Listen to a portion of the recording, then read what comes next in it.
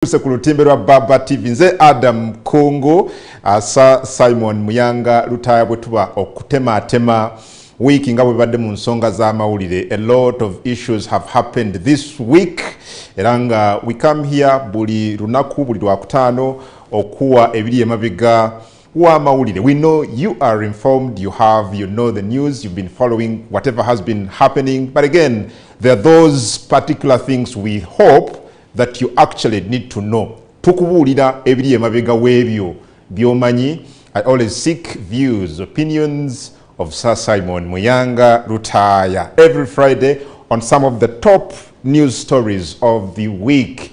A lot has happened. Twalabye eyali oba abaka ba parliament ababiri, Honorable Alan Sewanyana owa Makindye West, Honorable Muhammad Segirinya na akawempe y'omambuka kyaddaaki nga bavaayo okwogera eri abamawulire for the first time 42 days later after their temporary release from prison. Balina bye baayogedde bingi. I've had so many Ugandans comment about them, others believing them, others not believing them. Sir Simon Muyanga Lutaaya and myself are going to be digging deeper into what they said kamoja ku kitebe kyabwe ekyekibiina. But also going forward, General Yoweri Kaguta Museveni, President wa Uganda, twamulabye Kololo nga sinkanya abamu ku bakulembeze ba NRM nti banne banziba akalulu kange mu Kampala kiki kyava ku kine banziba. Nayita Hadija Namyalo owizeye owa Office of the National Chairperson nga kiki obuzubwavaawa Hadija Nanyonyola. We shall be going deeper into that. But of course, that is happening. Nga abali kudoluvuganya government onako olwaleero bagenda kubeera nga banjulira eggwanga alternative budget yaabwe. Ajjukira a couple of months ago, Honorable Mathias Mpuuga, leader of opposition in parliament, yavaayo n'atugamba nti tebagenda kugoberera bugoberezi na kuwagira budget government gy'ereeta. This time round, they need to provide the alternatives, and today they'll be giving us these alternatives. How practical are they? Why now? Is it something new? Is it a plus to them and an addition to the opposition? These are questions and many more I'll be asking this morning as I host this show with my senior brother and elder, Sir Simon Muyanga Lutaaya. Mpise ebitiibwa birungi. My senior brother. And what? Elder. Elder. Yes. Kino ekisembyo ky'otayagala. Ekiriwa. Ekyanga 16. Nga 16. April. Tewali kulanga kulala. 16 April. I will declare myself Prime Minister of the Republic of Uganda. I will swear myself in and I will start serving as the Prime Minister of this country on the 16th of April. I hope everything goes on well for you. Don't mind about wellness. The fact is that I will start serving on 16th of April. I will declare myself, you will take oath myself, and serve. Well, now you're not being different from some politicians we've seen in this region who have, sown themselves in, and we have not seen any serious impact. We saw Dr. Kizza Besigye. We saw Dr. Kizza Besigye. In Kenya, we saw Raila Amolo Odinga. Mine is official because I've done what the law tells me to do. I have written to the appointing authority. If the appointing authority remains adamant, BVA. But me, I will serve. You seem to be very serious about this. Very serious about it. I think I've not been serious about anything else in politics than I am with the office of the Prime Minister. You're serious? You want to be the Prime Minister of this country? Nothing less, nothing above. Oyagala kuba Saba Minister wa Uganda. Sagala mu office of the Prime Minister, I just want to be the man on throne. What you're doing is an indictment on the cabinet of this country. You are beginning to understand. You are beginning to understand. I congratulate you. I mean exactly that. So you seem to not to trust the ability and the capacity and the, Omanyi bwe tunalowooza nti buli muntu ajja kujjanga amaalo ge mu kyalo ajje tukole simanyi yakoze atya kuba yajja bw'atya minisita wa kino minisita wa kino minisita wa kino No, but we have a cabinet enough is enough. Uganda So Simon, we have a cabinet of 82 ministers headed by the president, but also the prime minister of this country. You cannot say that all these ministers are incompetent. You remember what Ronald Mayinja said here? He said, tuli mu myaka egirina obusobozi okukola kyonna kye twagala okwenunula. Anti emyaka gye tulimu gitusobozesa okudimandinga buli kye twagala ate ne tukifuna. Nga tulina gwe tukisaba naye nga tukyenonedde. Ne mubuuza nti struggle bwagi, how did you end with this struggle? I thought that was the whole call of Bobi Wine mu struggle eno. Nadda mu kwogeza ebirimi. But I agree with the message. I may not believe in him, but I agree with the message that we are at a time that we can do whatever we want to do for ourselves. To liberate also. And I agree that I don't want to lament anymore. I'm tired of criticizing Mr. Museveni. I'm tired of seeing only his wrongs. I have offered myself to go and help him. So you're embarking on the mission to liberate people of your age? In this case, I'm liberating President Museveni. You know, he liberated others. He has no liberator himself. His son would have liberated him. He's also saying, So I am here to liberate Mr. Museveni from bondage. Mr. Museveni ali mu buwambe ye ng'omuntu. Ababbi bamuwamba. Do you listen to yourself when speaking? Very well. You can't say the president Ate nze nasoma bigambo. Yes. I studied bigambo. The president of Uganda has been taken hostage by voters. We bali emesenti Bulagala district ya Jibawa. He's been taken hostage by thieves. Abama bati atyo bagamba. Kufocho kera nogiwa abantu mu timbagobi. Ate basindise ku police should investigate, they can record statements. After recording statements, they come back to the very offices where they committed the crimes, disturb, play around with the evidence against them, maybe with some of the records. Then they go back to police, to parliament, and they are still substantive ministers representing this and the other.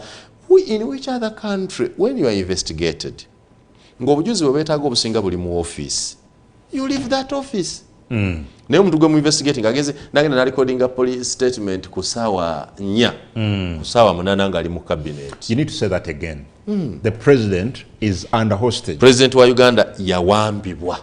Abalamogi gye nzaalibwa balina enjogerega nti ekisa kini obwenzi. Ekisa kikola ki? Ekisa meaning that sometimes your kindness may be mistaken for either prostitution or for being a womanizer.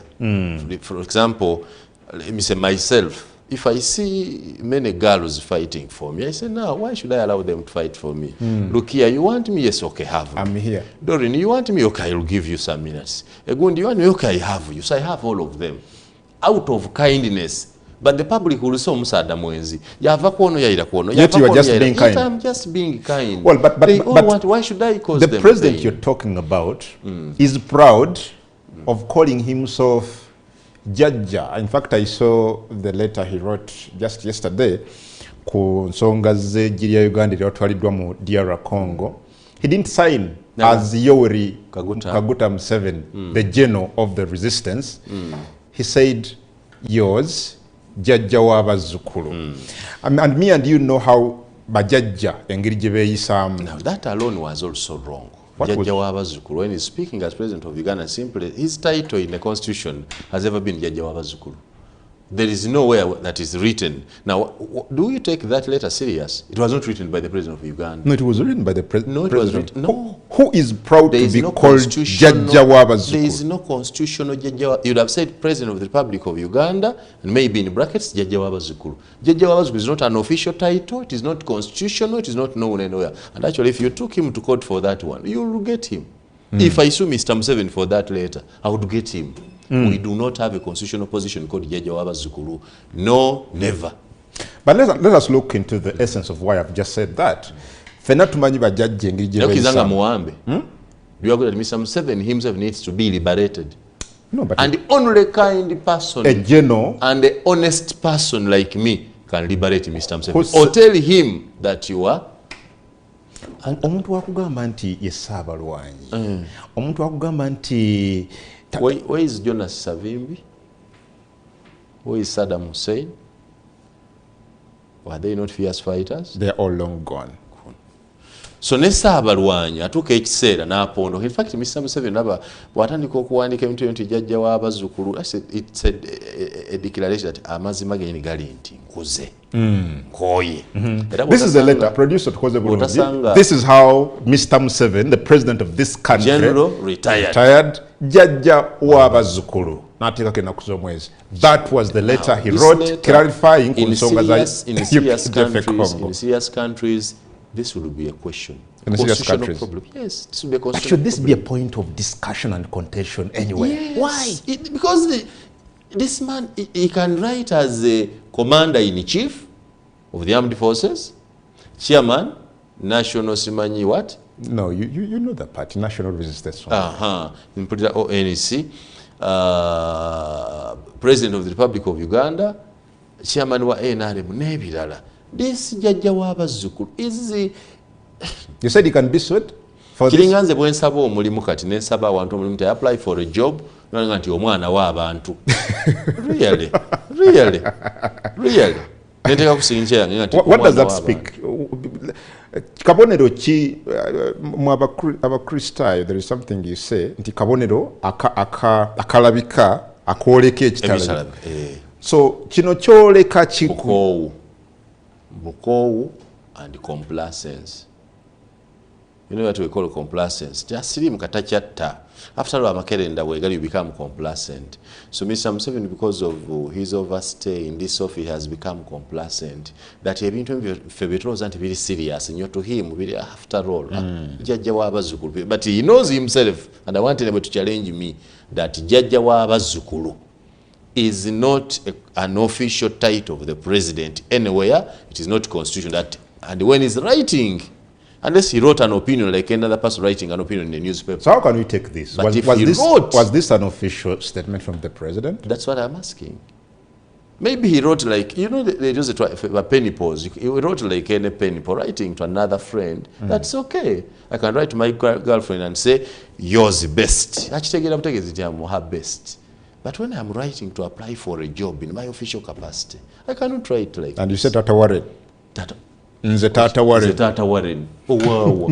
As you what? Tata Warren. Nze mukwano gwa Adam Kungu. Yes. Nze nkuwandiikidde. So what? So, Jajja w'abazzukulu is, but maybe, I don't know, the bazzukulu and all Ugandans. Maybe... This, anyway. Kubaba TV Inside Out, that is what we mean when we say this is the Inside Out. We are going for a very short commercial break. When we return, we start from there. Tova Otuja.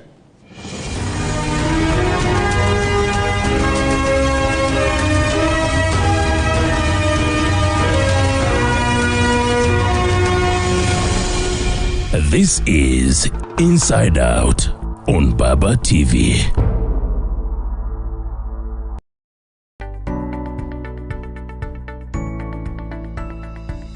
Enoni Baba TV obusoga bulaire.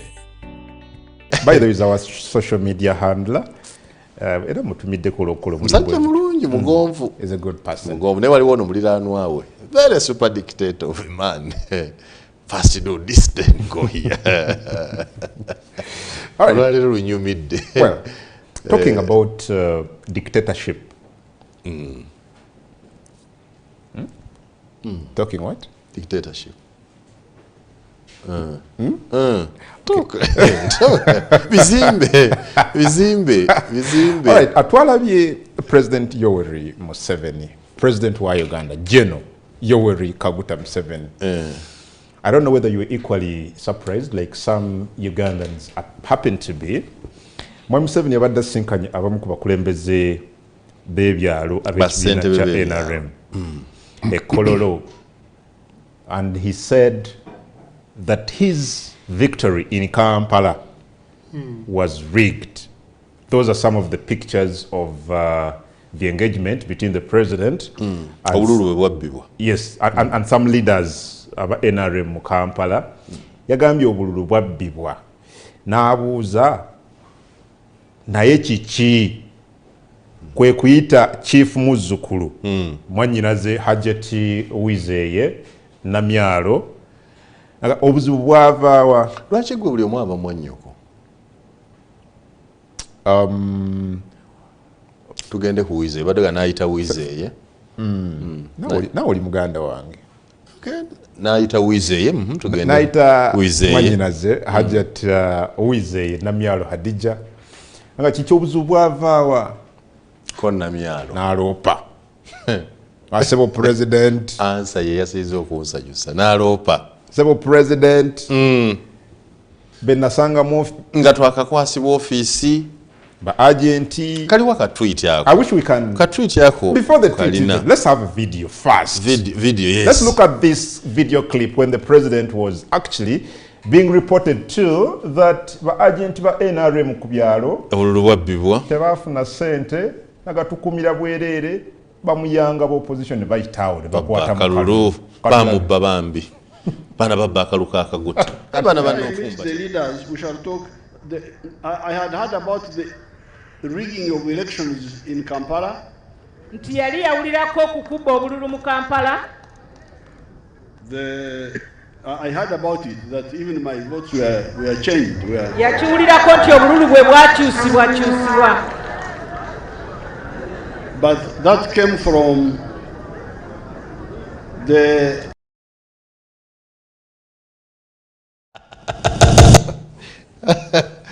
why are you laughing? No I like this man you know Museveni what is the problem? Museveni is a course unit. You need to write so many things. You can write a whole book akasinga nakanaba gereka about Mr. Yoweri Museveni. This man is interesting. Why are you laughing so much? Like no, because Adam, all the way you get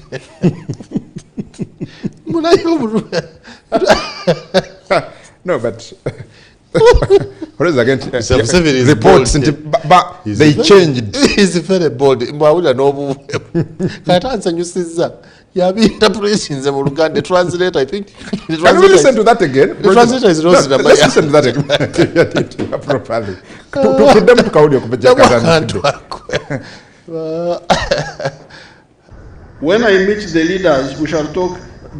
I had heard about the rigging of elections in Kampala. Nti yali yawulirako okukuba obululu mu Kampala. I heard about it that even my votes were changed. Yakiwulirako nti obululu bwe bwakyusibwa. But that came from I think the office of the national chairman was supposed to appoint some agents. There is a new manager of the office of the national chairman. Nti office ya national chairman yagezaako okulonda ba agents naye waliwo agikulira kati omupya. Where is Hadija? Come here.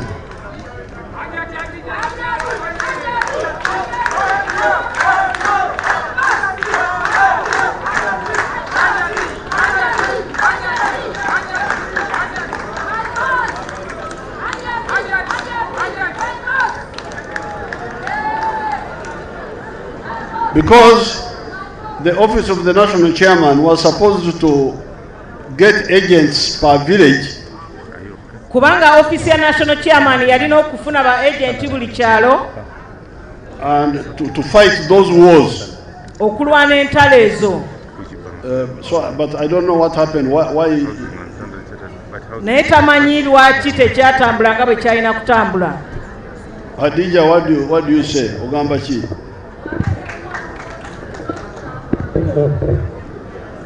Your Excellency, as we tried to get reports, we twagezaako nga twakayingira mu office okufuna reports okuva mu abaali ba coordinate ebiseera ebyo n'abagezaako okola voter protection baatugamba ekyasinga okutufiiriza reports ze baaleeta zaali evidence nga ziraga nti abantu abamu abaaleetebwawo okuuma obululu sente tebazifuna era nafuna complaints nyingi ne baŋŋamba sente zaabwe bo bakuumira bwereere tebafuna sente ne mu bitundu ebimu era bye bachallengingamu ne batusinga nayo ye yali issue y'emu.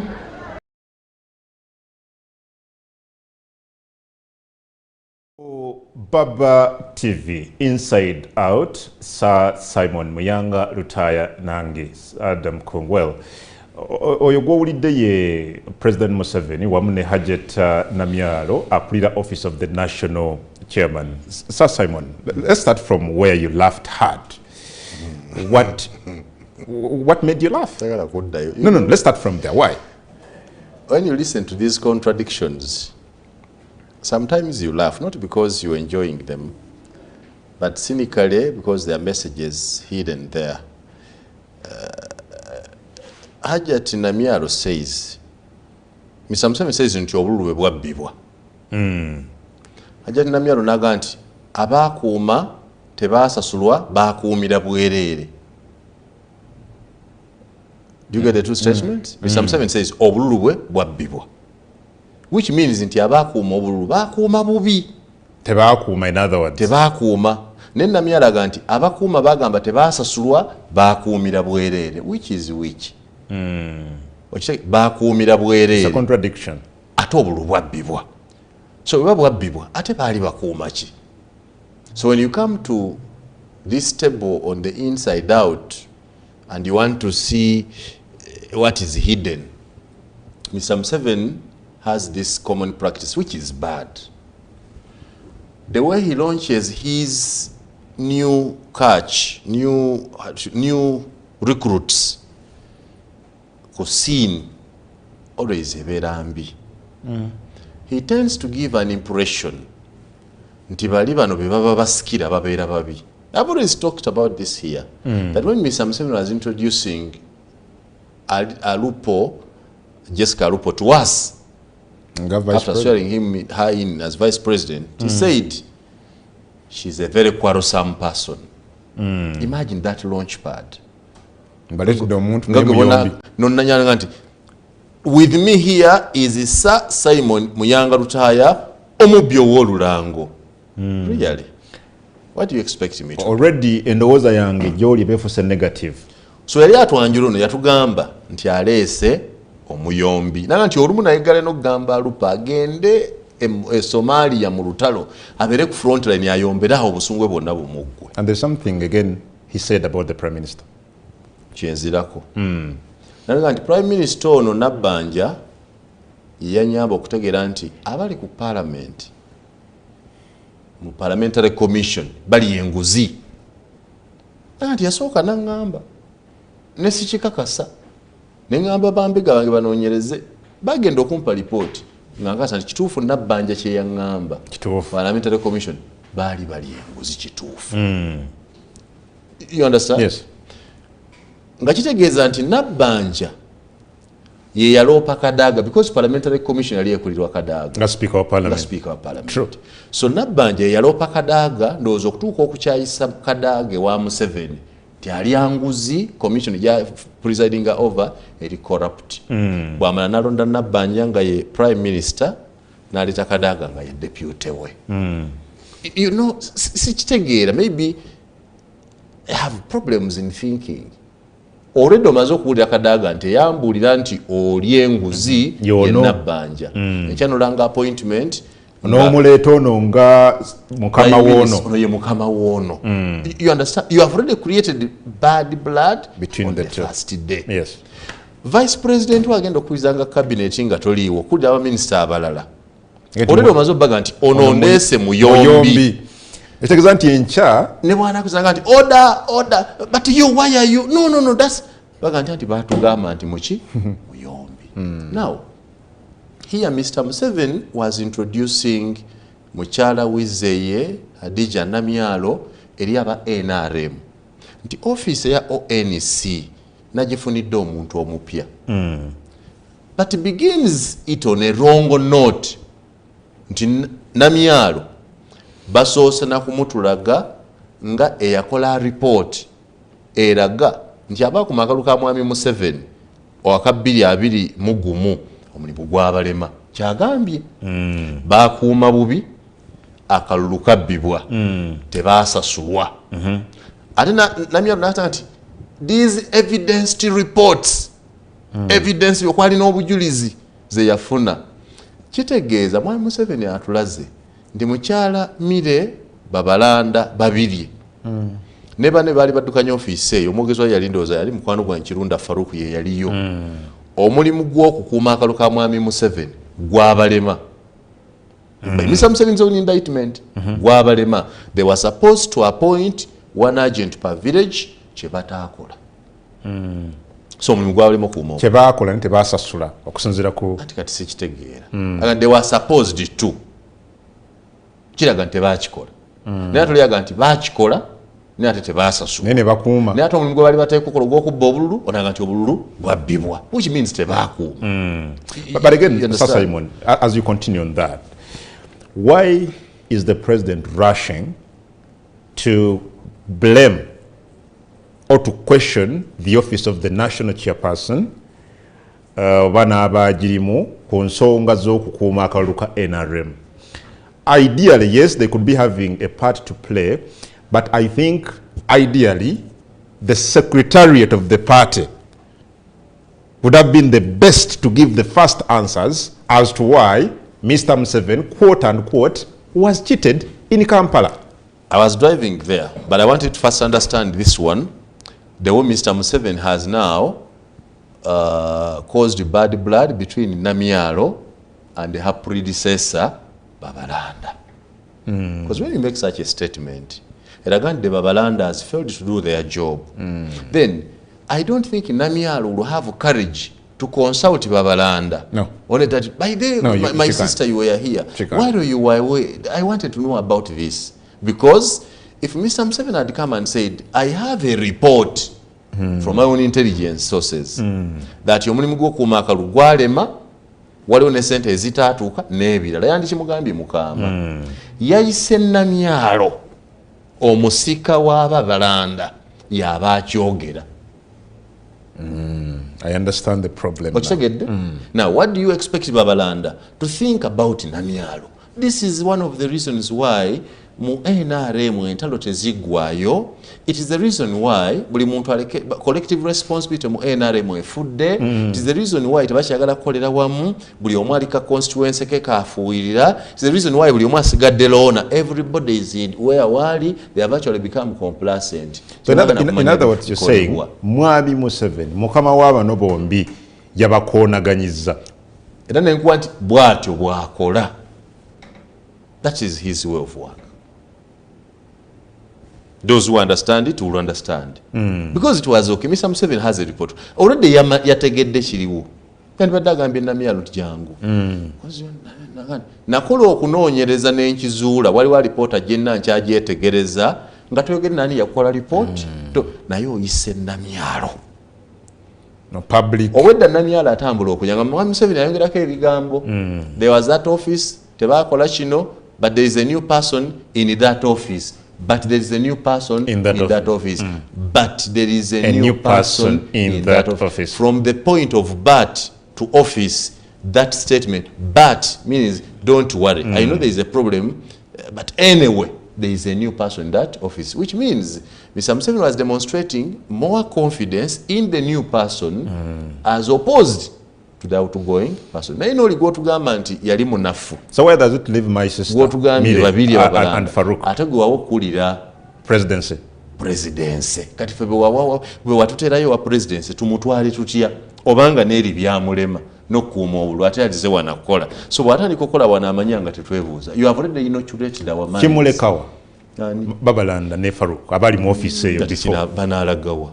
The good thing with Mr. Museveni abantu be tebalina gye balaga. Banaalagawa. What can they do? He has that leverage. Ayogeranga bibaluma. Of course nga abantu bibaluma. But what else can they do? Naye aba akulaunchinga okutegeeza nti start watching the space.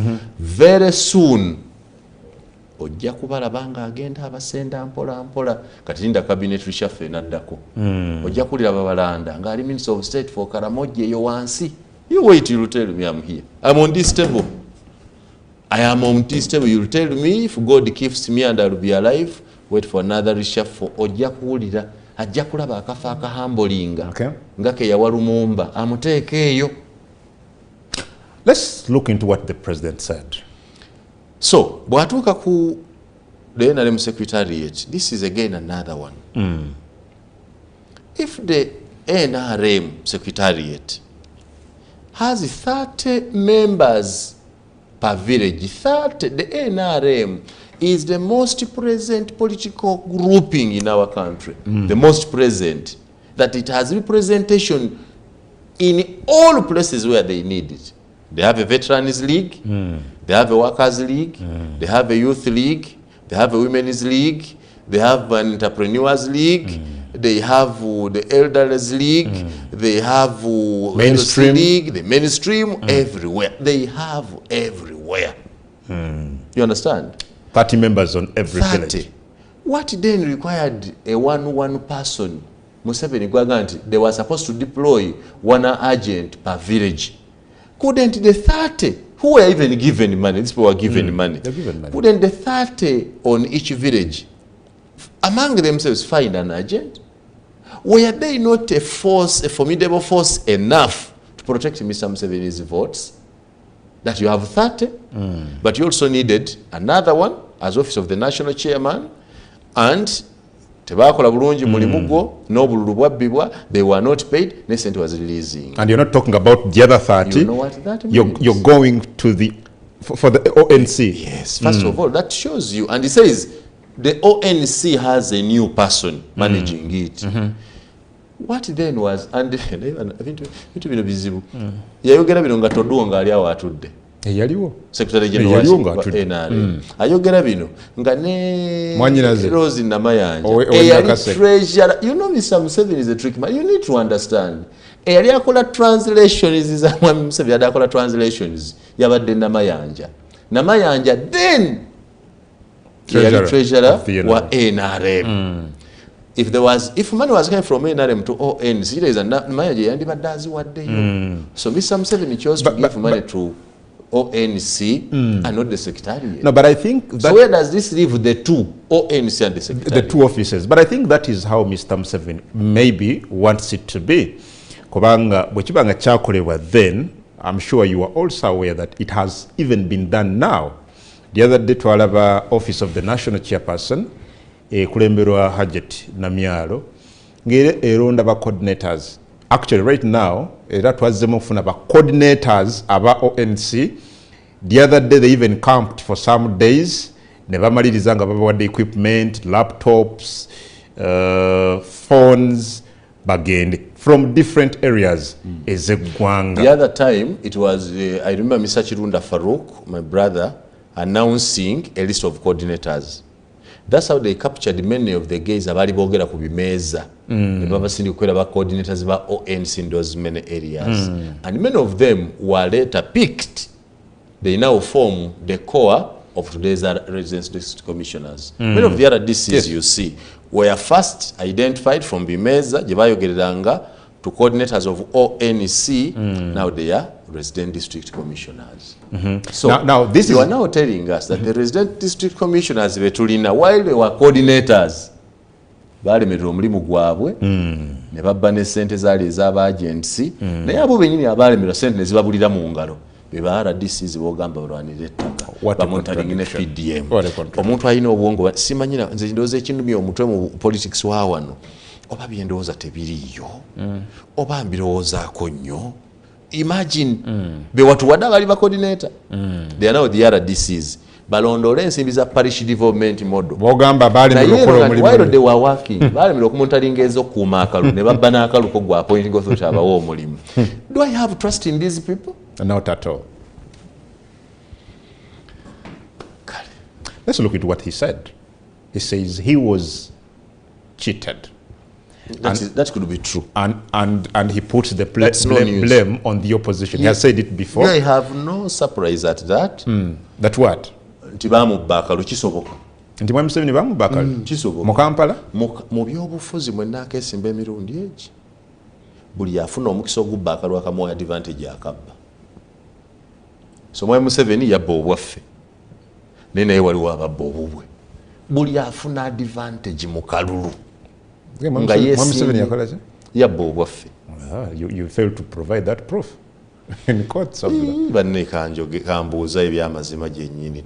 Because you failed as the opposition to present that proof in court. Let me ask. Muve ku bya kooti. Waliwo munnayuganda ddala abuusabuusa nti akalu ka Robert Kyagulanyi kabbibwa? Is there any Ugandan who still doubt? Because there's no proof to that effect. Yes. Adam, you had an opportunity of going to court. Who is your mother? No. Simon. Whoever alleges must prove. Yes. You know when you Who is your mother? Proving. No, who is your mother? That's Simon. That's a different thing. Whoever alleges must prove.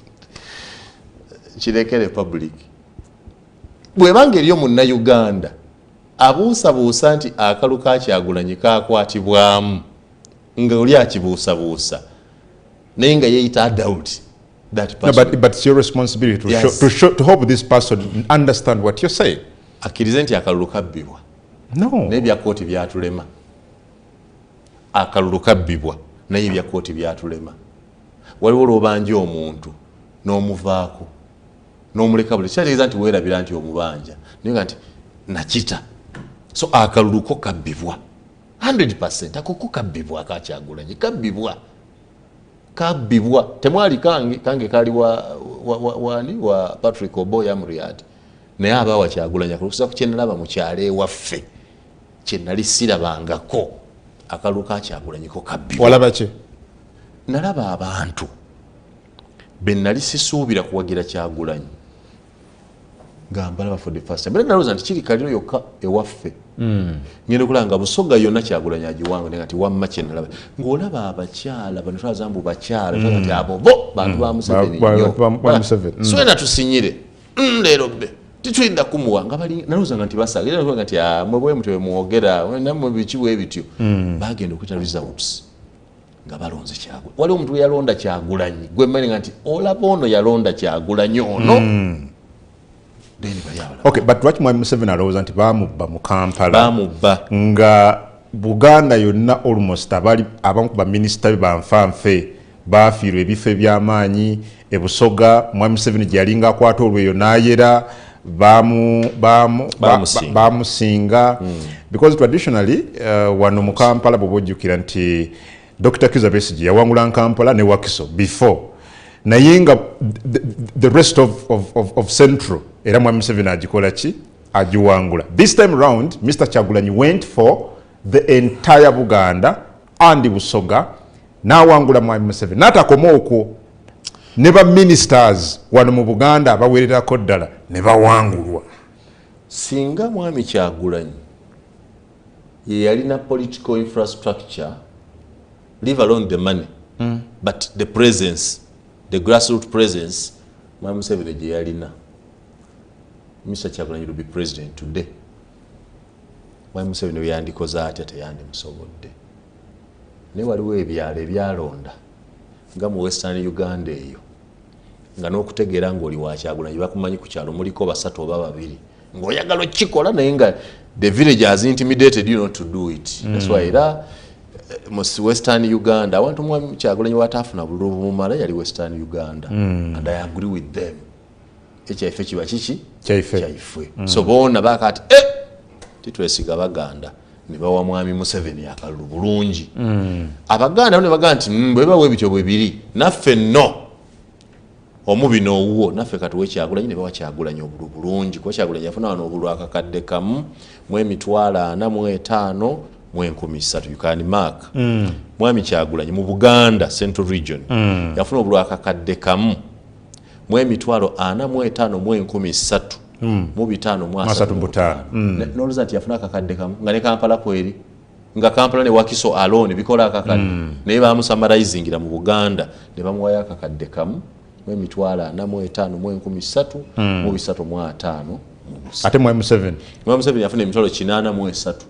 Oli ali mu 1.4 oli ali emitwalo 83 mu 8 mu 8 mu 5. Difference ya buli emitwalo 6 mu 14 naye ng'olowooza akaluka obulu bwa Kyagulanyi bwokka obw'e Kampala ne Wakiso bwali bukola akakadde bwali busukka so yagala tugamba nti ng'ayina Wakiso ne Kampala district bbiri zikola akakadde n'okusukka tibeyagenda te mu district endala zonna eza Buganda ezaamu obweso ne ziraga ne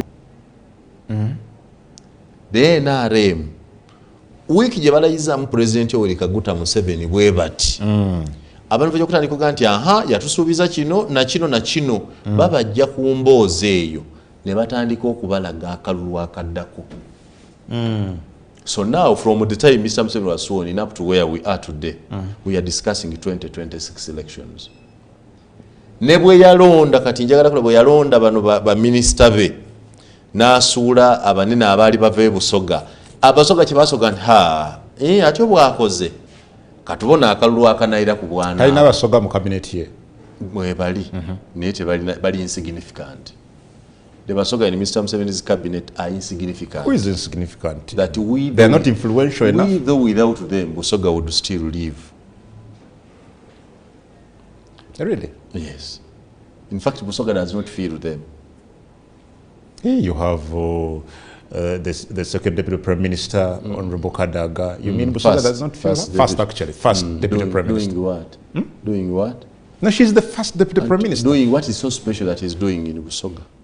What is it that she's not doing, that she's supposed to be doing? She's not mobilizing Busoga. That's why I don't speak mobilizing Museveni. I think when we speak Kalmuli Java, nga Speaker of Parliament, position number 3 in Kamuli district Mchala Kadaga comes from His Excellency Robert Kyagulanyi Yawangula. Mobilizing so there's nothing there. It's insignificant. It's only keeping. You have the former secretary general of the party, which is in power, and she's now a minister. Minister of what? Lumumba is minister of what? You know, but I take a minister away, but we don't have to be naive. But ministry is single obunji. Wotagera nga bakuwadde ministry nti bakuwadde ministry yennyini ebeera ne presence wansi nja kugerezaako ministry nga 4 bwe bakuwa ministry ya education ku buli district kuliko DEO oyo mukozi w'omu ministry mu buli ssomero mulimu omusomesa oyo ali responsible mu ministry eyo katugende ku ministry of ebyobulamu buli mu district mulimu DHO mulimu amalwaliro nene bokka wansi ku buli kyalo kuliko amalwaliro kiriza ministry eyo omuntu wa bulijjo agifiiringira ddala okufa wansi paka waggulu katugende ku ya defense ku buli ministry buli district waliwo avunaanyizibwa ku bya defense badiso tulina abamagye tulina n'ebirala abavunaanyizibwa ku security ba DPC baani bonna so ministry eyo ebira ddala wansi paka waggulu kati mbaliraako ku ya Lumumba ng'otandikira ku kyalo. No, it is under the office of the prime minister. Chikulu, what is wrong with you? Njagala ombalire. Okay, tugende mu office ya prime minister. Ministry ezirimu mulimu ya disaster preparedness. Eyebigwate biraze ebibambulira. Ebibamba. Ebyo ne ku kyalo ewaffe amayumba bwega omuyaga gwajja ne gwono n'amayumba nakinaki bawandika ebbaluwa nti ne bbaluwa tugiwandiikidde minister w'ebigwate biraze abe ne kyatuwa. Kati omuntu ali ku kyalo oba ku Gombolola oba ku district awandikira office ya Lumumba kumuwaaki.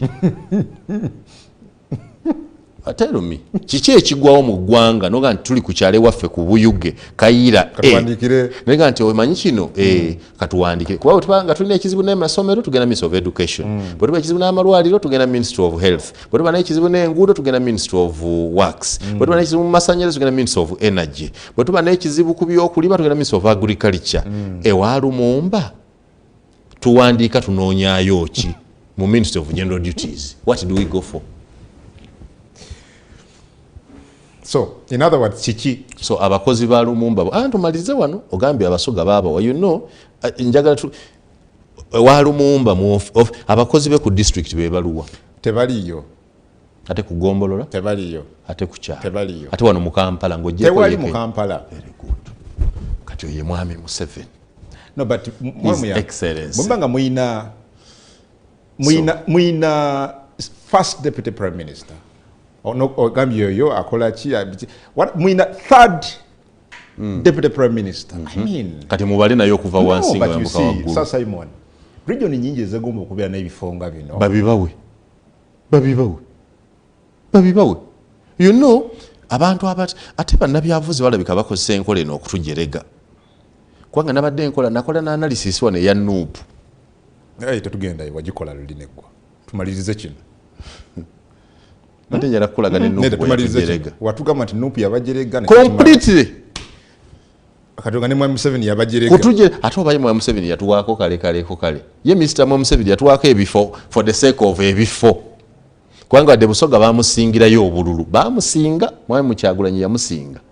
Ne yasayo okefooga nti kale biibyo bizitowako mu cabinet ye mukamwa, bizitowa mukamwa si mu bikolwa, bizitowa mukamwa.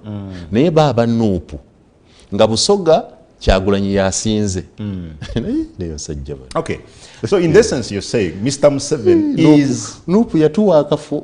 Kubeera assistant class monitor. Not even a prefect or a head girl for anything. Ebifo byonna ebirikose. No, tonzija ku bantu abo. Sajja obanyiza no. Ebifo ebiri mu parliament kyowo omuntu n'akola mobilization nga bya opposition ebimanyiddwa. Leader of opposition, commissioner, chairperson of accountability committees. Naye owapaaka yesse ennyonyi. Owasimanyi government assurances yani simanyi waki yesseggona simanyi waki byonna ba commissioner yezaake byonna ne babitwala ne baleka badira akafo kano mbu deputy class monitor sina class monitor. Kati obuuza nti Museveni bwagenda ngano bwe bagenda okuddawo omanyi region eno gye bayita Busoga ate yeyina obulwadde bw'amaanyi nnyo obuli waggulu mu ndowooza. Okay. Busoga is sick mu kulowooza ku bintu bino. Buli ajja atunyooma bunyomi, buli omu atuyitako obuyitizi. Omanyi Sir Simon, there are things nga tusiime katugende mu NUP. Nkubalidde ekiri, kyenkubalidde ekiri ewa Lumumba nti baatuwa ekifo ekitaliiko ofiisi, kitaliiko mukozi. Era n'aba NUP kyekifo kye baawa Manjiri kye bakutiika. Naye n'asanyuka omulaba ng'atambula bwe bamwagala. Can we look at the ministers you have? Sir Simon, Busoga, kamba kwa Busoga mwina ba ministers. Mbala aba NUP oba. Tubala bali mu government. Ne NUP ne bwojibuuza mwatu wa kifo ki. Busoga yena head of ideology. Which ideologies? Ate Bijirwa bamuyita muwanguzi. Busoga yina general Bijirwa. Busoga yina yakulira ebyo akakiko k'ebyokulonda nga naye kennyini yaggwa. You know this is mwina Mase Walukamba. Mase Walukamba. What does Mase Walukamba do? Ayina budget ki? Ayina motoka ki? If you want to do political mobilization, what does he do? Nebamu ate kisinga okunsanyusa. Bannabyafuzi bano abamu baba balina obuzibu mu ndowooza. Omukyala gwe baawe ekifo oyo Manjiri kye bakutiika mwana nga ali happy. Abeera ku mikolo. Si amyuka kifu? Enze Manjiri kye bakutiika. Deputy chief whip. Omutembeeyi era deputy chief whip.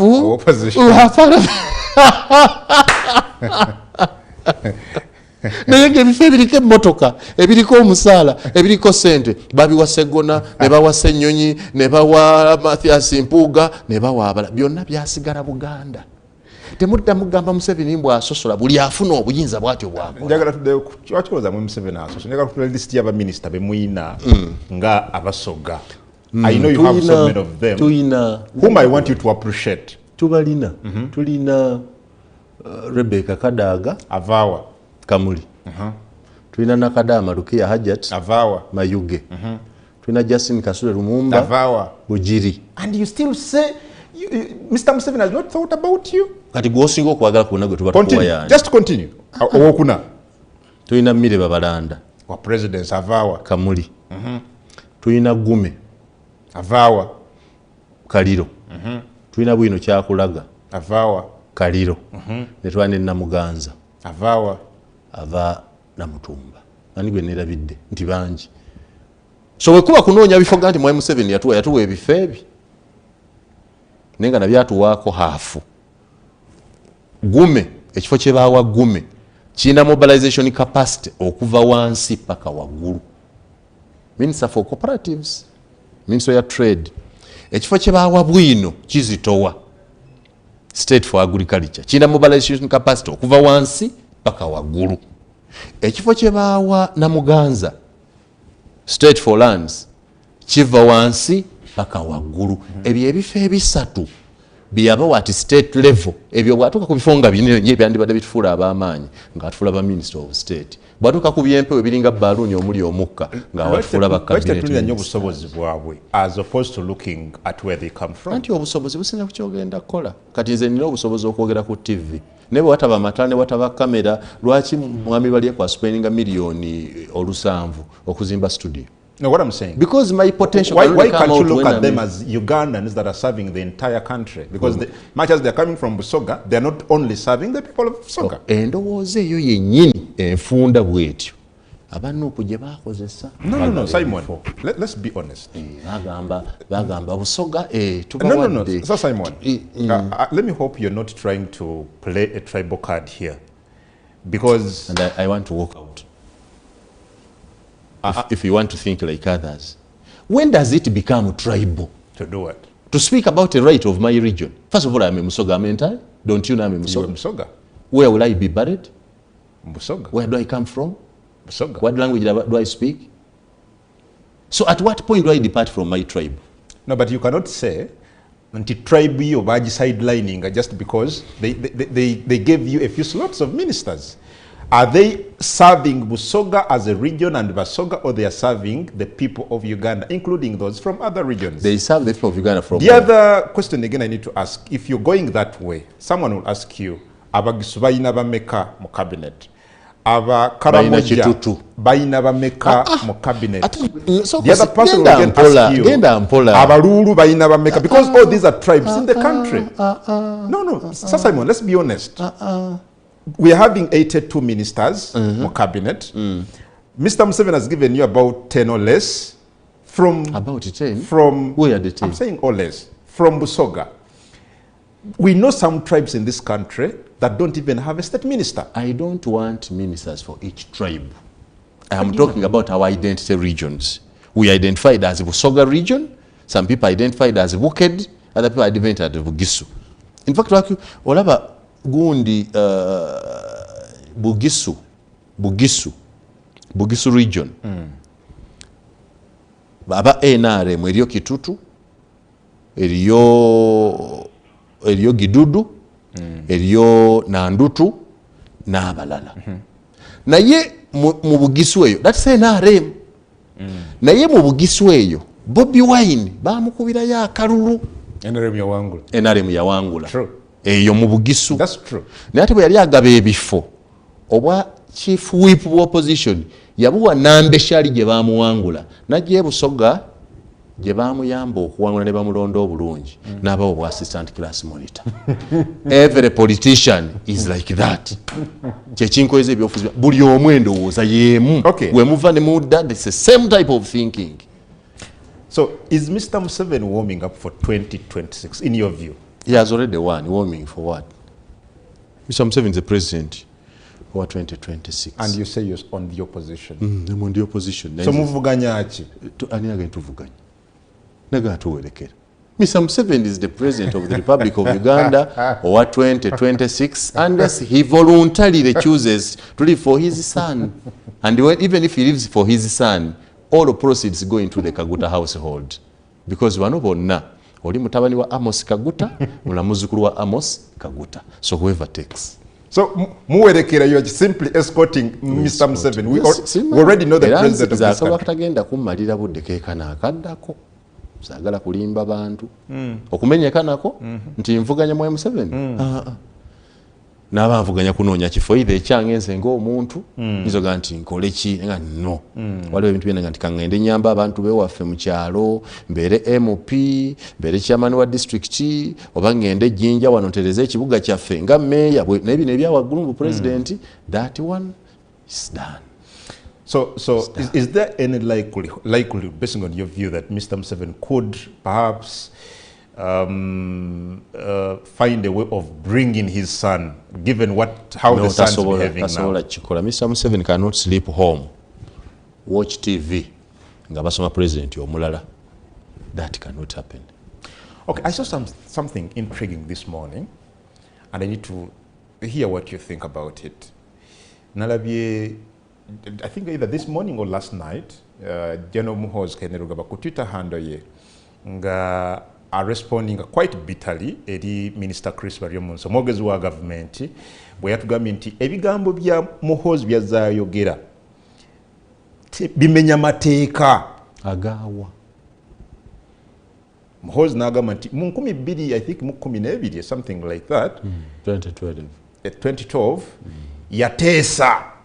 He was part ajjukira nga bateesa ne kitaawe okukwata Baryomunsi yali rebel MP then. Family affair. This is a family affair. Family affair akubuulidde. Kyesimanyi oba bw'abanga Mwami Museveni mu 2012 yayita my brother Muhoozi Kainerugaba okumugamba bakwate Chris Baryomunsi as an assignment given the office that General Muhoozi held then. I do not know whether he's at liberty to declassify what he did with his father as commander-in-chief instructing a serving army officer on a special assignment. I don't know whether he's at liberty to say what he's saying now, because some information has to be declassified. You keep it for some time and you declassify it under authority. So if they were talking as a family affair, nti kitaawe yamutananga nti owange njagala kusiba ono omusajja atusumbwa, that's okay. Ne bw'aba yamuyitanga serving army officer for the office that I don't know what Muhoozi was doing in 2012. Yali mu SFC yali what? Wabanga yamuyita in that capacity n'amugamba ane bukeera kati nga ayogera ebyavaayo kiba si kituufu. And the head of because that information went, he received that information by virtue of the office he held then. He's bound to keep quiet and keep that information secret until he's officially allowed to. We are seeing Minister Baryomunsi speaking quite hard. I think he's the only government official, senior government official that has commented, could put so many tweets as that General Muhoozi. He has, this is the second time, regarded them as, you know, not right. What does that speak to you? That Baryomunsi is blind. That Baryomunsi is blind? And naive. No, I think he's simply saying the truth. He speaks for government. Who needs to see the truth? Who needs to see the truth? Tafira yogerako ebigambo ebyo ng'ayogera. We shall not allow. We don't stand by generator and this mind you are standing by the generator would not help. For us we are bringing back a Mr. Museveni. He was purged. Does he say it now? We're going to challenge him. He's quiet. We're going to challenge him to say it again. So Mr. Baryomunsi has not been told. He has not been told that what? He has not helped himself to define where he stands. You know, you must know where you are. So Baryomunsi, the government spokesperson, should not speak what he thinks is right on General Muhoozi. Speak it when it is needed. Who has asked for it? You can speak it when it is required, but who has asked for it? Agambigambo byono tebiri mu mateeka. Ebyani? Ebya General Muhoozi. Mutabani wani? Mutabani wa president wa Uganda. Muzzukulu wani? Muzzukulu wa Kaguta. Kati so Muhoozi mutabani wa Kaguta, muzzukulu wa Kaguta. Kati mbulirako ne ku Baryomunsi ye mutabani wani?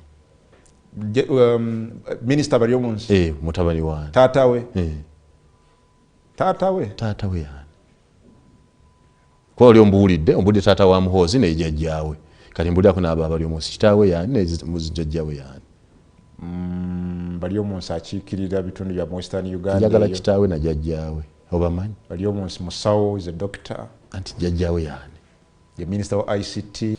Yabola abaatuyimbudde. Banemulekerawo okutusibako amatu g'embuzi okutuliisa engo. Sir Simon Muyanga Lutaaya. You heard it from the horse's mouth. You heard it from the horse's mouth. These people, Mao, no but Mao Wechitibo, they are claiming he was part of the deal that led to the release of these people. Never na Uganda abalala. Nothing like negotiations happened. They were actually released based on the normal procedure of the law. I've said here that by God's grace, you want us to hear them? I see the producer, I think, wants us to hear. We can hear them if he wants. Okay. By God's grace, I have gone through all the hard steps of life because I've been to prison also, you are aware. Yes, I'm aware. Prison life is one thing that I don't wish anyone to ever go through. So my personal opinion is that with or without negotiations, what was important is that the end justifies the means. We are grateful to God that our brothers, Muhammad Segirinya and Alan Sewanyana, are out of prison temporarily. Because if they say they are following the normal course of the law, it now means that they are not actually free until the whole case is concluded. So whether there were negotiations or no negotiations, I am not bothered. I am just happy that they are out. I know what prison life is. If I spent only 7 days in prison and I felt what I felt, how about a man who has spent 2 years almost in kind of incarceration? Like Segirinya said, whatever he lost during this time of his detention will never be recovered. He is actually back to zero because despite his low levels of education and his village-ish character, he was riding well. He's actually one of those MPs who, according to Ugandan standards, were performing best. He was always in the papers, always in the news, always in the limelight. Segirinya was delivering a few things according to, because our politics is handout politics. Mr. Update was delivering handouts to the constituents, to his voters, because that's the standard of politics. Bought an ambulance. In fact, he said when he got the 200 million shillings, yes, he bought an ambulance. He also built, I don't know whether built or rented or started a health facility, all for his people. So, according to Ugandan standards, he was one of the performers. He has lost all that. He has to begin from zero. He is back to zero. Emyaka egisigaddeyo. Emyaka 2. Gwaguli ogwokusatu gwa kuzannya muzannyo. In fact, esigadde omwaka mukwangu ogwokusuna guba gwabwe gwa campaign. Ogwokutaano tomanya nabwe gugenda. So he can only be helped by a second term. If he survives these cases, he needs a second term to try. We needed to see what Segirinya does, because Segirinya be bantu abali sub-intellectual betuba tugezesaako okulaba lwaki abayive ennyo baalimu, because there was a time Kampala had top intellectuals as their MPs. When we had the late Medica Gwa, we had Fred Ruhindi this side. We had, who was there for Central, we had Elias Lukwago, the Captain Francis Babos. You'll see persons of high integrity, high intellectual capacity, but they did not do much. Until politics has landed into mediocres. Now we have Kaziwe Bashir. Now you have Kaziwe Bashir. You have Segirinya. You have Segirinya. You can see that level. You have Senyonyi here. Kawalia. Senyonyi is you have Kawalia somewhere. No, I'm talking about the representatives in Kampala. Yes, I am looking at. Let's look at the 6. Yes. Now I want you to look at the 6. Buligoyogerako. Speak about that person against who he succeeded. Okay, let's do that. Otunulira Kawempe South. Waliyo Kaziwe Bashir Mbazira nga succeeding Munyagwa. They are almost same quality. Almost same quality. Yeah, same quality. Kawempe North, you have now Segirinya. You're succeeding Mukwano Gwange Haj Latif Sebagala. Who Sebagala who had spent about 20 years in Parliament. He was better but too polished, and he lost because of his own confusion. He did not know what he wanted. Bwojja ku kifo ky'omubaka wa Kampala omukyala right now oyina Shamim Malende ya succeeding ani ya succeeding Nabila Naggai Sempala. Intellectual prowess, they are almost the same. Intellectual prowess Malende may be better. Political exposure Nabila better. Social capital Nabila better. Okay, but tugenda mu Nakawa. Nakawa then yali wamu nga tebanaba kujawulamu. Twalina Nakawa yaliyo Ruhindi. Who was there? Yaliyo Mukwano Gwange Kabaziguruka. Then ne bajawulamu ne tufuna babiri. Senyonyi ali mu West, ate Engineer Balimwezo ali mu East. So bafunako akatogo. They have somehow polished Senyonyi and a Juwakali a hustler called who? Engineer Bali Mwezo. Yeah, but according to Kampala standards, Bali Mwezo is one of that. Those are their immediate predecessors you're mentioning. Go to Lubaga, Twajayani. Lubaga kati, waliyo Lubaga chi? Wajayo Kato. Wali Lubaga South, the Lubaga North. Tugende kutandikire kuya Kato Lubwama. You remove the Kato Lubwama and put who? That's Lubaga South. And put who? Kawalia? No, Kawalia ali mu North. Mu North. Then you put that one is who? Walia bamuyitani. Owai. MOP Wakawempe Walubaga South.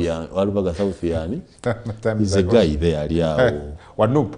Wanupu yani. I also forget the name. But now look at those ones. Yafane yasika zero. Tugende walala. Awo yafane yasika zero because okujawo Katolu Bwama. Noletu yani iringi. Producer wange mperinnya lya MP wa Lubaga South. Savagely that. So what's the point summarily? The point is Segirinya. I was trying to justify that Segirinya is right that has lost it all. I don't believe their story that there were no negotiations. You don't believe? I don't believe them. Why I want to believe Norbert Mao in this case. You know. A second, confirmation. I don't know why you think you don't believe, because benyini bakugambye Alan yabuuziza nti nasasula million zange, my personal money abiri. I paid my 20 million shillings so kufuna bail. Why would I actually pay the 20 millions singa waliwo negotiations? Was he receiving a salary while in prison? Yes, he was receiving. Okay. Let us assume that he was getting 20 million per month. Though it's more than that. Let's say 20 million for 2 years. So first year at 20 million, 240 million. Kalimu komera. Second year, jade munafuna 240 million. I think at this level of 20. Are we there? Oh, it is 120 million. 20 times 12. 20 million times a year. Ziba mega. That's 240. Yes. Now, in 2 years, zamaze mukomera, afunye million yomusala, 480. What's the fraction of 20 million out of 480?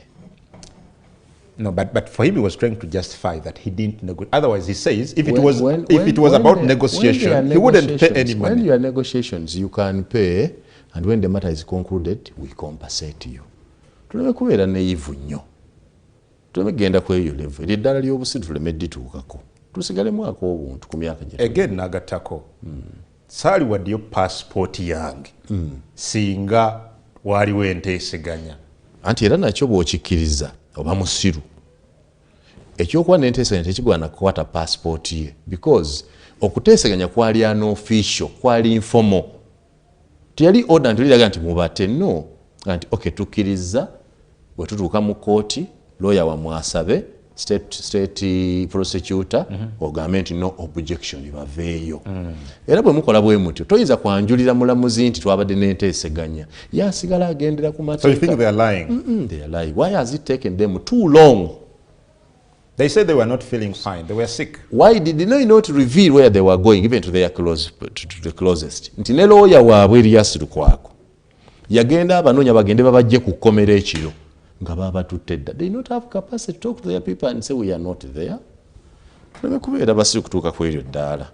Gavumenti baleme kusiriwaza abantu kutuuka ku eryo ddaala. Ngamba ffe bali bahonalebo ngamba ffe. Because wanti balimba. I don't believe them. That's what I have said. What I have believed is not what believing means you know that they are lying. I know for sure.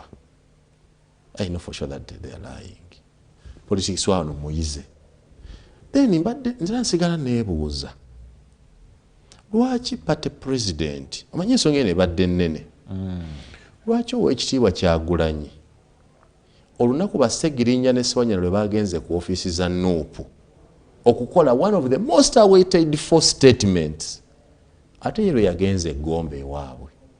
That was an issue. It is an issue in this way. Yabadde ne capacity nga pate president yabagamba nti ngenda Gomba katusooke tumale kino ekyo tukikole enkeera. Era yabadde ne capacity ga nti ngenda Gomba mukere ku macha press conference ebere ya ssaawa 2 egwe ku ssaawa 3 ngende Gomba. you understand yabadde ne options ebbiri lwaki yalese ebintu ebibiri nga byonna byakitiibwa biri critical kubanga kye yakoze egomba kyabadde kikolwa kirungi nnyo Bobi Wine kye yakoze very good kubanga okugendayo kwa Bobi Wine to commiserate with abaafiirwa kwabadde kwakitiibwa nnyo okusinga yabaweereza obukadde obutaano buli afiiriddwa. His act was the real traditional act ey'omuddugavu ng'osaasira omuntu ali mu buzibu afunye obuzibu oba afiiriddwa. He was physically there. Tebatugambye sente ze yabawa mu mabugo because amabugo si kyantu ky'osobola okwogera wano tekyetaagisa, but his presence in these families, I saw him humbled ng'atudde ne wansi when the other lady was wailing ng'atudde wansi bambi asaasa omukyala mwa nti munnange oze naye gundi waffe tukyasobola kumuzzaawo. Those were serious things. I appreciate his gesture. Kye yakoze kye kisinga obukulu kyabadde kikulu naye nakino kyabadde kikulu nti if Mr. Kyagulanyi was seated among these people naye n'aba n'ebigambo byagattako maybe their level of believability would be higher. I saw Chairman Nyanzi there. Adam, nkubuuza Kyagulanyi ompa Nyanzi. What is Nyanzi in this country? What is his position in the party? Sigimanyi. He's one of the leaders of NUP. Kyemanyi nti muganda wa mukulu. Kyagulanyi and me. Muganda wa mukulu. No, Nyanzi and me. Tuli mu first family eya President Kyagulanyi. Nze ndi mutabani waabwe. Mutabani wa mwanyinaabwe oliko Nyanzi bonna bakojjanzi. So was it a must that Mr. Kyagulanyi it was not a must. But I'm saying, what if he attended? What if he was near them? What if I was near them? Twalaba ebifaananyi bya Segirinya ng'agenda okwogeramu ne mwami Kyagulanyi balinamu ka one on one. Why is it that no, after that si we bajjira n'akola ka declaration kano? Okay, tukigaziyeeko sa Simon tutunulire ebbaluwa oba ekiwandiiko mwami Kyagulanyi kyawandiika nga bamaze okureleasinga Segirinya ne Sewanyana naga nti mpulira nti waaliwo enteeseganya naye nze nga mwami Kyagulanyi sina kyembi I don't know anything about these people's release. Tugambe nti mwami Kyagulanyi lwaki teyaga nti nina confidence nti amateeka bapulida lwaki yaga nebaza nnyo bapulida olw'omulimu gwe baakoze.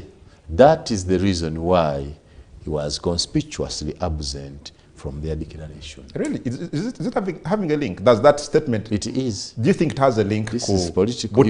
Yes. Yeah, it has political butabaawo. You are doing political readings.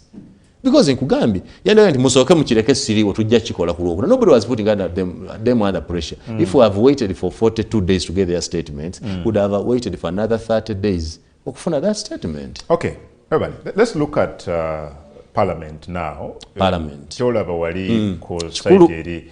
Mwami, I think abali kudoluganya government. Olwaleero leader of opposition. Leader of opposition, Honorable Mathias Mpuuga ne banne. Yes.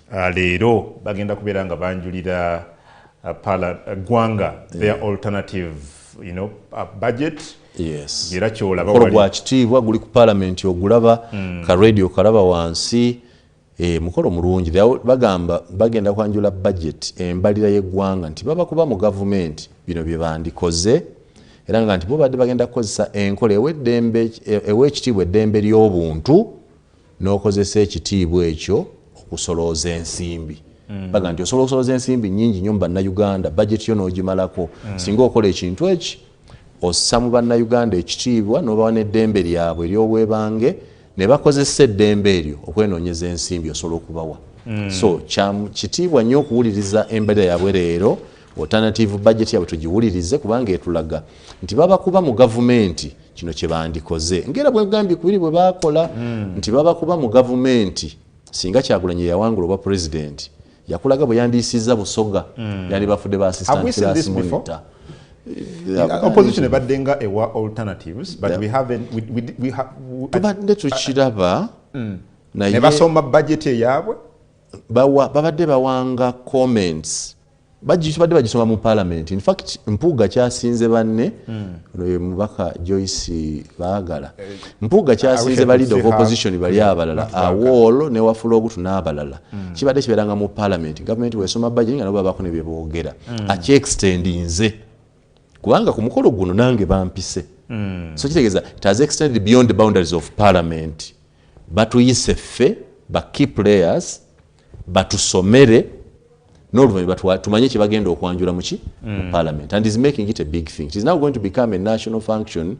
Every time bawaayo kiri tulaba budget ya government tulabona bano kibalooza nti ffe tuba kubanga tuli mu gavumenti kino kye twandikoze. Era ndowooza omusasi waffe omulaba mukulu our senior news editor here. Yes, head of current affairs is there. Ndowooza yandibadde alina kya I wish we could hear from you. What's that on the screen? Office of the Leader of Opposition in Parliament. Alternative budget. What is that? I wanted to see. But ali ku Baba TV kyolabaawo. Katuyite Mwesigwa. Mwesigwa sebo baku nikyo tukoba. Mwesigwa tuliniwe baku nikyo tukoba kubiri kufa ku parliament ndi kubona biri bitya. Nkweyanziza Sir Simon Muyanga Lutaaya ni Adam Kungu. Nabali mu studio nabali ku Baba TV kunsho kuona kuno olwaleero wendi kwogera saawa eno tuli ku parliament eya Uganda n'aboluyi oluvuganya government nga bakulembebwamu ona Matthias Mpuuga ona ku olwaleero, as you've noted earlier that aboluyi oluvuganya government ona kuno olwaleero bali kwanda embalirira gye bakoba nti singa babaire mu government neeyo gye bandibeera batambulira kwera nga boli kubona saawa eno omukolo ogwegayitibwako ababaka ba parliament abali ku luuyi oluvuganya government mu bibiina ebiri ku luuyi oluvuganya government bonabona bamaze okuba ate nga bakungaana wano n'abakungu ba government ab'endawulo. Ali bona Baba TV olina okutegeera nti enteekateeka eno ewobeyiwamu mutwe akulira aboluyi oluvuganya government yakulingirira embalirira eyo aboluyi oluvuganya government gye bali kuduuba nti singa babaye mu government mu mbalire y'omwaka 2023-2024 batiibwe bandibaire batambula. Era bingi ino bye tuli kusuubira mu ministries ed'endawulo era nga buli ministry erijja kwanda ekyo kyekoba nti nekyandibaire ekiteebwaku eisira. Ministry ey'ebyendegeresa, ministry ey'ebyobulambuzi, ministry ey'ensonga ed'omunda mu Iwanga, and those are shadow ministers.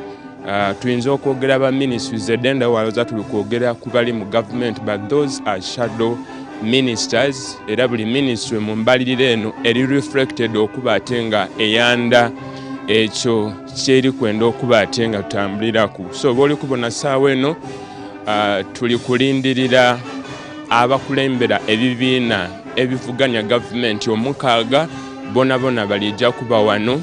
The party presidents of the 6 opposition parties bona balijja kutwegaita ku wano tusobole okuba ate nga tutandika enteekateeka ad'olunaku luno olwaleero. Wakati wegaitaku olina okutegeera nti twidyenga nga tuba n'ababaka ba parliament abali ku luuyi oluvuganya government abalondebwa nga ba leader of opposition. Wazira kino tekibangawo oku nga guno n'omukuzi ogusooka abali ku luuyi oluvuganya government okusobola okuba ate nga banda embalirira yaibwe. Kino tikitolawo mbalirira erijja okwandibwa ne government. Wazira government abali ku luuyi oluvuganya government babali giraga nti musobole okutoola ebirowoozo ne mu kino kye tulijja okuba ate nga twanda. So n'enteekateeka ediri wano era nga boli kutuya saawa eno tumaze okuba ate nga twinama. Ndi kukakasa nti twekuumireko okuva we tulitandika saawa eno paka yetunamaliikiriza oidda kuba ate nga otegeera ebintu ebiweraku. Mubandi ku bakungu ba gavumenti betuli kubona mu kifo kino ne kalisoliiso wa gavumenti Honorable Betty Tulyomwe amaze okuba ate nga atuuka wano. Ku lukalala mbwaineku permanent secretary wa Ministry ya Finance Ramadhan Gobi yena ali kusuubirwa okuba wano akagere k'ekiri nti bano bali kwogera ku nsonga dabya mpiya. So ndikwenda kuba ate nga nsooka nkwerekereza mu maiso awo tusobole okuba ate nga tutandika mu butongole. Back to you Sir Simon Muyanga Lutaaya ni Adam Kungu.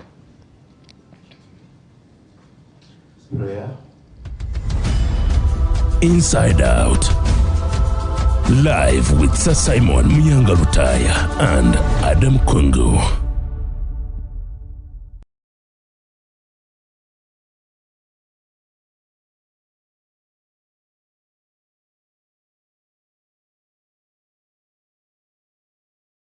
Ko Baba TV ebyo byolaba bye biri ko Parliament ya Uganda tukusunudde ku katono kulaga nti we are going to bring you this live wano ko Baba TV nga bavuganya oba bali kudolo wabula government bakuwa embalirira yabwe ndabyawo Honorable Mathias Mpuuga, Leader of Opposition, ndabyeko mukwano gwange Honorable Lutamaguzi Semakula and very many other members of Parliament kuludda oluvuganya government nga our senior reporter Samuel Mwesigo bakugambye. I'm quite excited now that I've also seen Kaliisoliiso wa government Honorable Betty Olive Namisango tuli omwe nga naye y'omu kwa